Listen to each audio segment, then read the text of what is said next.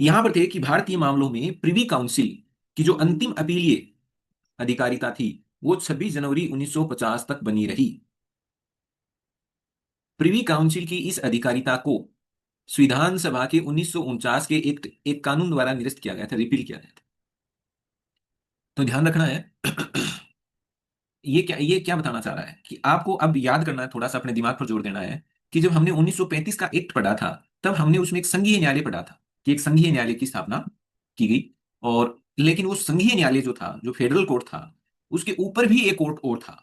यानी कि संघीय न्यायालय सर्वोच्च न्यायालय नहीं हुआ करता था। उस संघीय न्यायालय के निर्णय के खिलाफ भी उससे ऊपर अपील की जा सकती थी, जिसको हम कहते थे प्रिवी काउंसिल, जो लंदन में बैठती थी।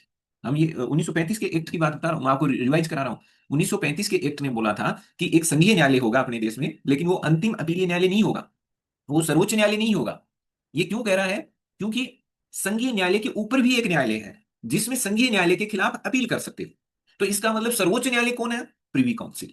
संघीय न्यायालय सर्वोच्च न्यायालय नहीं है। जैसे अब भारत में सर्वोच्च न्यायालय, उच्चतम न्यायालय जो दिल्ली में है, वो भारत का सर्वोच्च न्यायालय है।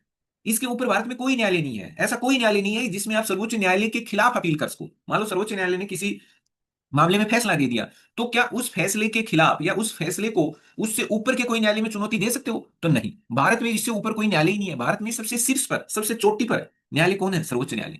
लेकिन उस जमाने में 1935 में जो संघीय न्यायालय होता था वो सर्वोच्च न्यायालय नहीं होता था। उसके ऊपर सर्वोच्च न्यायालय के रूप में प्रिवी काउंसिल होती थी।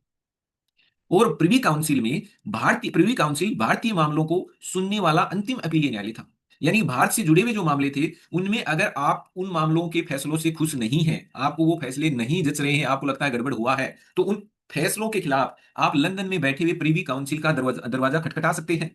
ऐसा था पहले।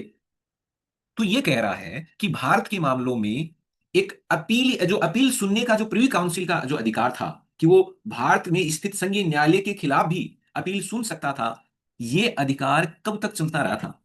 अब आपको घुमाने के लिए वो दे देगा कि 1947 के एक्ट के द्वारा प्रिवी काउंसिल की अंतिम अपीलीय अधिकारिता को भी समाप्त कर दिया गया था। ध्यान दे लेना, 1947 के भारत स्वतंत्रता कानून ने प्रिवी काउंसिल की अंतिम अपीलीय अधिकारिता को बिल्कुल भी नुकसान नहीं पहुंचाया था। वो इस एक्ट के बावजूद भी बनी हुई थी। तो आपके ये जो खतरनाक प्रश्न आते हैं ना कथन वाले, तो उसमें यहां गड़बड़ हो जाएगी। आप सोचोगे कि भारत स्वतंत्रता एक्ट है, भारत को आजादी दे रहा है, जब भारत आजादी हो गया तो आप प्रिवी काउंसिल का क्या लेना देना? आप तो यही आइडिया लगाएंगे, अब प्रिवी काउंसिल का कोई मतलब ही नहीं, अब प्रिवी काउंसिल भारत के मामले क्यों सुनेगा? नहीं सुनेगा। 26 जनवरी 1950 तक भारत के मामलों को सुनने वाला अंतिम अपीलीय न्यायालय, कि इससे ऊपर और कहीं नहीं जा सकते, वो अभी भी कौन बना हुआ था? Privy council. और कितनी देर तक? 26 जनवरी 1950 तक, यानी संविधान के लागू होने तक प्रिवी काउंसिल भारत का अंतिम अपीलीय न्यायालय था। तो इसका मतलब भारत स्वतंत्रता एक्ट ने इसके इस अधिकार क्षेत्र को खत्म नहीं किया था। मैं आपका ध्यान इस ओर दिलाना चाह रहा हूं। तो फिर ये जो प्रिवी काउंसिल की जो अपीलीय अधिकारिता थी कि वो भारतीय मामलों को सुन सकता था, उनके भारतीय मामलों में अपीलें वो ले सकता था, अपीलों को सुन सकता था, ये गई कैसे? ये उसका अधिकार खत्म कैसे हुआ? तो ध्यान रखना है, इस अधिकार को एक कानून बना करके अलग से एक कानून बनाया गया था, प्रिवी काउंसिल अधिकारिता उन्मूलन कानून। ऐसा उन्मूलन का मतलब होता है खत्म करना। तो प्रिवी काउंसिल की अधिकारिता को खत्म करने के लिए भारत की जो संविधान सभा थी, जो उस समय एक अंतरकालीन संसद भी बनी हुई थी, ये भी आप भूलो मत बीच में। तो उसी संविधान सभा जो संसद के रूप में काम कर रही थी, उसने 1949 में एक कानून बनाया और उस कानून के जरिए ये खत्म किया गया किसको? प्रिवी काउंसिल की उस अपीलीय अधिकारिता को। यानी कि ये कहा गया कि आज से भारत में अपील सुनने वाला सर्वोच्च न्यायालय प्रिवी काउंसिल नहीं होगा। इस तरह से प्रिवी काउंसिल की अधिकारिता खत्म हुई थी अपने आप। अब आपके वो ऐसे घुमा दे कि प्रिवी काउंसिल की अपीलीय अधिकारिता स्वतः ही खत्म हो गई थी, ये किसी पर्सन का कोई कथन बना दे, तो आप सोचोगे हाँ हो गई होगी, देश आजाद हुआ था, ओ हो ही पड़ी है, उसमें क्या है? ये तो बिल्कुल सही है ना।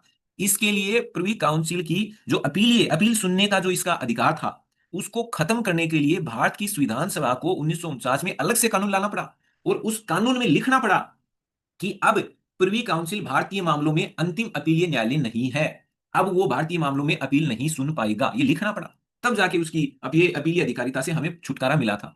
तो मैं ये कहना चाह रहा हूं कि उसकी अपीलीय अधिकारिता स्वतः समाप्त नहीं हुई है। इन छोटे छोटे शब्दों में घूमोगे, स्वतः समाप्त नहीं हुई, कानून से समाप्त की गई। किससे समाप्त की गई? कानून से समाप्त की गई। ये आप ध्यान रखना है।